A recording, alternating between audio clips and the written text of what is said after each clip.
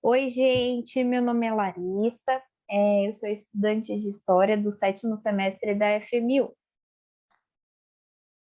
Olá pessoal, me chamo Jonathan, sou estudante de História, também do sétimo semestre da FMU. Bom, nós estamos aqui com o podcast 20 Minutos de História do Brasil, que faz parte de um projeto, né, que ao todo serão 20 podcasts, esse é o terceiro, que esse projeto se chama Humanas e Manos e vai substituir o nosso estágio presencial, o nosso estágio supervisionado. Então, nós optamos por gravar os podcasts, né? Como eu falei anteriormente, vão ser 20 podcasts, esse é o terceiro. Serão podcasts voltados para alunos do terceiro ano do ensino médio, mas caso você já tenha concluído os seus estudos ou você esteja, né, em algum ano escolar inferior a isso, você é muito bem-vindo aqui com a gente, né? E aqui só fica o convite para que você escute os dois podcasts anteriores, para que você consiga acompanhar melhor esse podcast e os próximos que nós vamos gravar. Bom, hoje a gente começa um novo tema, né? Seguindo aí a linha, né? Que a gente gravou os dois podcasts anteriores, que era o governo do Juscelino Kubitschek, e hoje a gente vai falar um pouco sobre a economia deste governo, né? Que foi muito importante para a história do nosso país e que ela deixou consequências que se fizeram presente aí por muitas e muitas décadas na nossa história, né? Então, só recapitulando um pouco do que foi falado nos outros podcasts, o Juscelino foi um presidente eleito democraticamente, né, na lógica democrática da época, com uma democracia que tinha, né, lá alguns problemas, porém ele assume o poder e ele tem um plano de governo desenvolvimentista e de industrialização para o país, né? Então, esse plano de desenvolvimento, ele vem acompanhado do seu plano de metas, que são 30 metas, né? Que elas vão ser divididas aí em transporte, energia, educação, alimentação, transporte, energia, educação, alimentação e Indústria de base. exatamente, indústrias de base. E ele tem a sua meta síntese, que era uma proposta de uma promessa, né? Não uma proposta, mas uma promessa de governo, que era a construção de Brasília, uma nova capital para o país, e que fosse mais para a região central do país, para tirar justamente a capital aqui da região, né? Da faixa litorânea do país e também tirar essa capital de perto da aeronáutica, que já havia tentado dar um golpe no Getúlio e também no Juscelino impedindo a sua posse. Então, hoje a gente vai focar um pouco sobre como se deu esse desenvolvimentismo e como foi, como que o JK conseguiu investimentos para colocar o seu plano de metas, né, aí em prática. Muito bem, Lari. Como você bem lembrou, né, é um período no Brasil, durante o governo do Kubitschek, que tem muitas áreas da sociedade são desenvolvidas, né? Você citou aí o plano de metas, e só que para realizar também as mudanças estruturais, né, no nosso país, são necessários grandes investimentos, né, muito dinheiro. E para a gente falar como o Juscelino conseguiu, né, todos esses recursos, a gente precisa voltar um pouco antes, em 1955, para entender um pouco do contexto, né, econômico no Brasil. Então, a partir do Trato de Bretton Woods, né, de 1945, ele se tem o fim do protecionismo e livre câmbio, né, que significa na prática são ações que restringem os investimentos industriais no Brasil, pois os Estados Unidos, né, pós fim da Segunda Guerra Mundial, ele está investindo na Europa Ocidental e também na reconstrução do Japão, né? Também visa ali fazer com que essas potências, esses países se estruturem o mais rápido possível para poderem, né, voltar a fazer parte do sistema capitalista, porque tiveram muitas percas, né? Foi pós Segunda Guerra Mundial, os países estavam quebrados, então os Estados Unidos, como uma grande potência da época, né, ele estava investindo pesado na reconstrução desses países e também tinha um intuito, né, com o investimento na Europa Ocidental e no Japão, fazer meio que um cinturão por volta da Europa Ocidental, né, o leste europeu, com a Rússia, né, e os países ali que faziam parte da União Soviética na época. Isso, Também para e vale ressaltar que é um momento da Guerra Fria, né? É um momento onde o capitalismo e o comunismo eles estão brigando de uma maneira não direta, né? Porque os Estados Unidos e a União Soviética não se enfrentam, mas aí um jogo de interesses, né? E de domínio de territórios, né? De nações muito grande. verdade, né, esses embates ideológicos, né, entre as duas potências ali da época, né, de um lado o comunismo, do outro lado o capitalismo, ele mesmo que não se enfrentando ali diretamente os países, as nações, mas há muitos conflitos, né, devido a essas ideologias, como na Coreia, no Vietnã, né, e entre outros lugares que sofrem as consequências desses embates até hoje, né, por exemplo. E aí, com os Estados Unidos investindo lá, ele acabou deixando de lado, né, o Brasil e os países sul-americanos, que também não se tinha o poderio econômico para investir em ambos os lugares. E como o foco era controlar ali o comunismo no leste europeu, então nesse momento eles deram essa prioridade.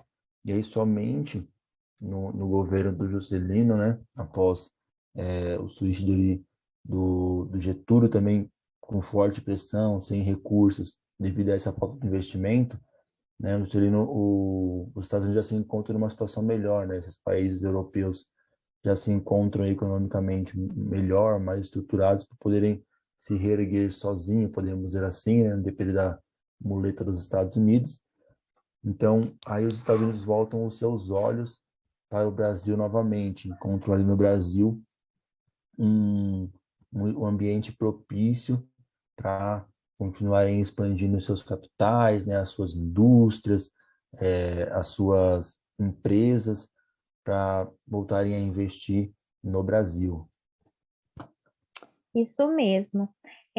Bom, e aí, né, nesse meio, né, um pouquinho antes, em 1945, é assinado um tratado de Bretton no qual ali se estabelece o fim do protecionismo, né? Então, um liberalismo econômico maior e a abertura do livre mercado, né? O livre câmbio. Isso significa que os países poderiam comercializar com quem eles quisessem, como eles quisessem, que o Estado também teria pouca intervenção sobre isso, né? Não determinaria preços, enfim. Eles teriam aí tanto né, a economia que o Estado, né, a parte da economia que o Estado controla, que é o câmbio, estava mais livre, como também a importação e exportação de bens também estava mais livre. Exatamente, Laura. Então, né, com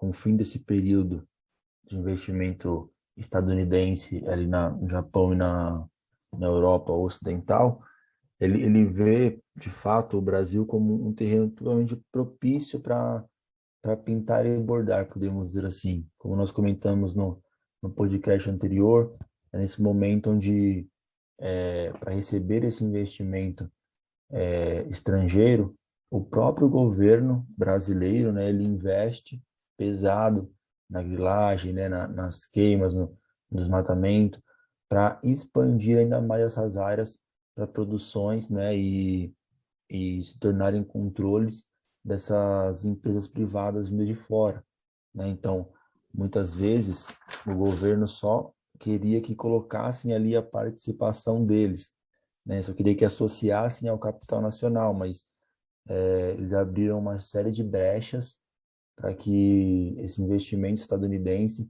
fosse feito de forma pesada, sem respeitar muitas vezes as próprias as leis ali de investimento, né? Então eles burlavam muitas vezes essas leis para que pudessem agir como bem entendessem, né? Aqui no nosso país.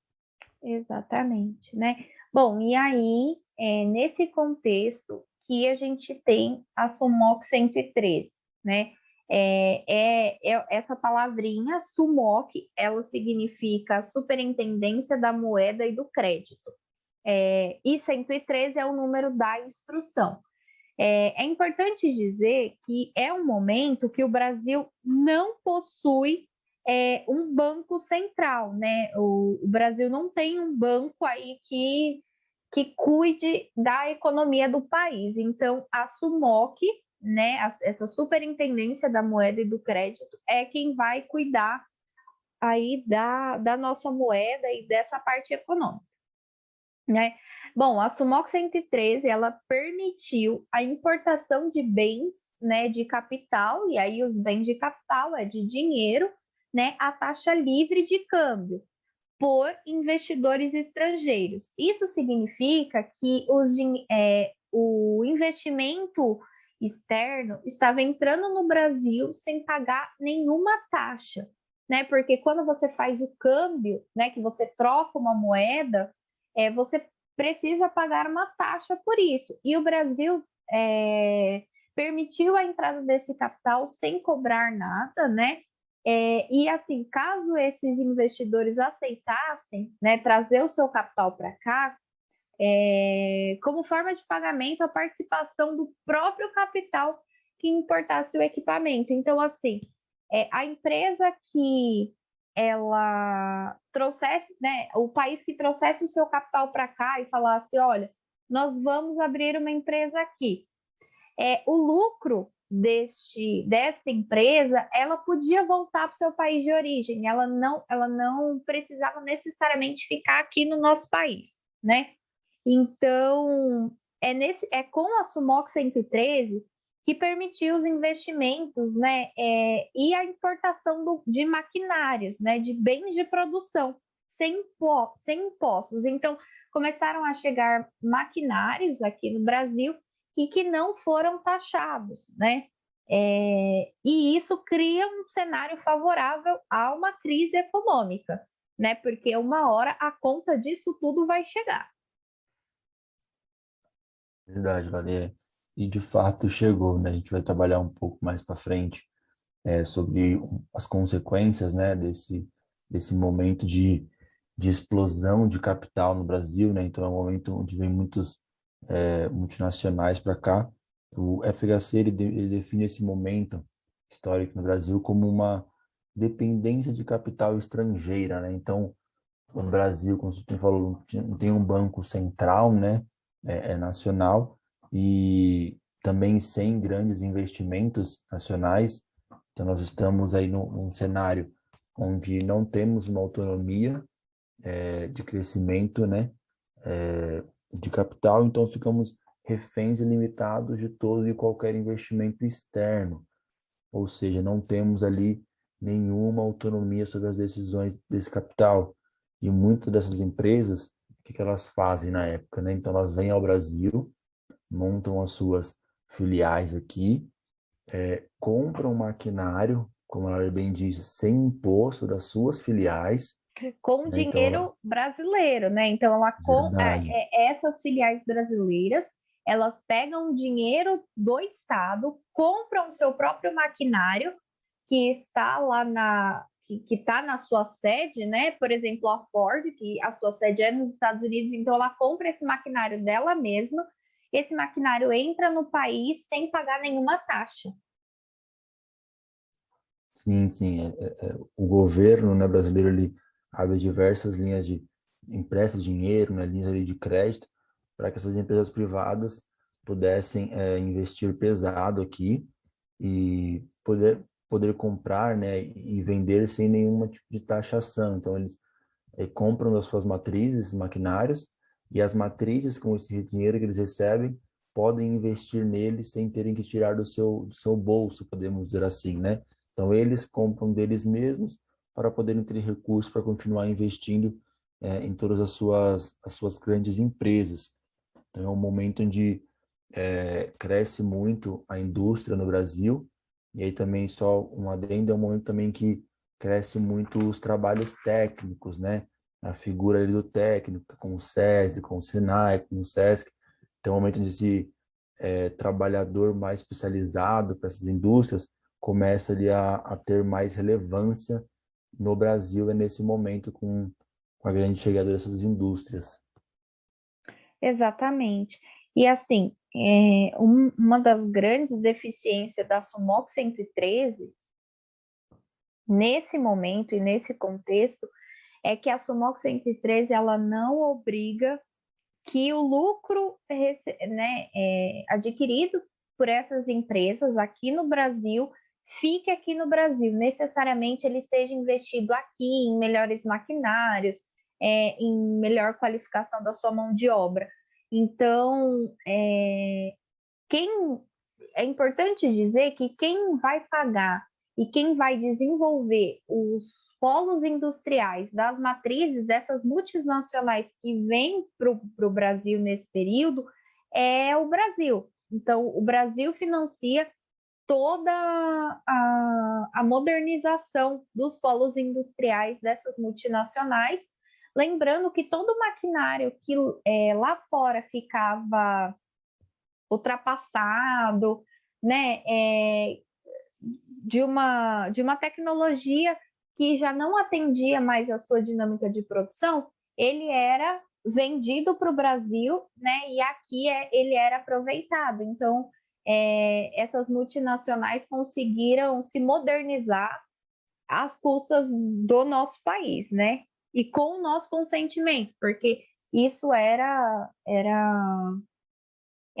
ciente, né? Não foi algo que foi um tipo de golpe, né? Ou algo que não foi acordado antes. Muito bem lembrado, Mário, como nós bem sabemos, né, tudo são escolhas e escolhas muito bem planejadas. Durante o governo do JK, né, existem ali 3 pontos centrais de gestão do governo, né, que vale o destaque. O primeiro ponto é o de investimento privado nacional, né, que seria o investimento em bens de consumo, bens do dia a dia, né, ali dos É, consumidores. eletrodomésticos, né? Que a gente vale lembrar aqui que nos anos 50 não era algo que se tinha nas casas, né? De toda a população, em especial porque nesse momento você tem uma grande população rural, né? Que está começando, quase 70% da população mora no campo, né? Nesse momento, e é um momento que eles começam a vir para a cidade e eles chegam na cidade como uma mão de obra não qualificada. Logo, é importante ressaltar aqui que essas empresas de bens duráveis, elas vão produzir eletrodomésticos, automóveis, mas isso não é para a população como um todo, ela é para uma classe ali muito restrita, né? Então, poucas pessoas têm dinheiro para consumir esses bens de consumo duráveis. E aí, como o Jonathan falou, é um momento também que se desenvolve o ensino técnico, né? Então você começa a qualificar algumas pessoas ali para ter uma mão de obra mais qualificada, com um salário um pouco maior. Sim, exatamente. O segundo ponto de gestão seria o capital estrangeiro, né, que aí já são bens duráveis, aí já é mais focado para os automóveis, né, bens ali que duram um período muito maior de tempo. E o capital estatal, que aí fica a total controle em investimento do Estado, né, que as empresas privadas elas não focam tanto porque são bens de produção de base, ou seja, é aquilo que se produz e se investe muito alto e se tem um retorno muito demorado. Então, são plantações, né? São coisas ali que você tem que plantar, demora um certo tempo para É ela florescer, depois você colher, para só depois você ter um retorno. Então, esse isso. retorno demorado fica E, para e, o Estado. e também, né, só para acrescentar nesses bens de produção, né, que é a indústria de base, você tem aí a CSN, né, que ela vai produzir matéria-prima para essas multinacionais que estão chegando para produzir automóveis, então você precisa, né, de matéria-prima para isso. Então, é um investimento muito caro, e aí quem vai investir nessa indústria é o Estado, né? A gente tem um dado aqui que você investe um dinheiro, é muito caro, e o retorno ele demora pelo menos 20 anos para vir para o Estado, né? Então, você demora muito para pegar o retorno de tudo aquilo que você investiu. Sim, que causa um grande endividamento, né, para o nosso governo. Nós vamos detalhar mais sobre as consequências dessa presença, dessa dependência de capital estrangeiro e algumas outras formas de adquirir recursos financeiros durante o governo Juscelino, né? Mas nesse primeiro momento, vale ressaltar que o Brasil ele cresce muito, né, industrialmente, né? Grandes empresas automobilísticas, né, principalmente em São Bernardo, se tem essa nova classe de trabalhadores mais especializados, né, mais técnicos, né, que também vão se tornar uma classe social emergente no Brasil Que é a nessa nossa época. classe média, né? Verdade, exatamente, né, mas que também passa ali por um grande endividamento do Estado, né, investindo em tudo aquilo que se tem um retorno demorado para que as empresas privadas possam agir, pintar e bordar, né, podemos dizer assim, durante esse período aqui no Brasil. Exatamente, né? E assim, foi um momento de crescimento econômico. O Brasil cresceu, teve um crescimento do PIB a 7% por ano, né? Isso é muito alto. Mas aí a gente também precisa lembrar da construção de Brasília, no qual só o investimento para a construção da capital foi um investimento de 2 a 3% do PIB nacional, né? Então, é um momento no qual o JK ele tá saindo muito dinheiro, né? E aí esse dinheiro precisa vir de algum lugar, então ele começa a fazer empréstimos, né? E aí já é assunto para o nosso próximo podcast, que a gente vai falar um pouco sobre a poupança forçada, né? Que é feito como uma forma de conter a inflação, porque o país está endividado. E também a gente vai falar um pouco sobre tudo que o Brasil começou a enfrentar, dificuldade financeira, né? Uma série de coisas que toda essa saída de dinheiro, né, de certa forma descontrolada, foi causando na economia nacional. E quem acabou pagando essa conta? Verdade, fica aí a curiosidade, né, e o convite para continuar nos acompanhando nos próximos podcasts. É isso, até a próxima, gente. Tchau e se cuidem. Se cuidem, fiquem em casa e usem máscara. Exatamente. Tchau. Abraço. Oi, gente, meu nome é Larissa, eu sou estudante de História do 7º semestre da FMU. Olá, pessoal. Me chamo Jonathan, sou estudante de História, também do 7º semestre da FMU. Bom, nós estamos aqui com o podcast 20 Minutos de História do Brasil.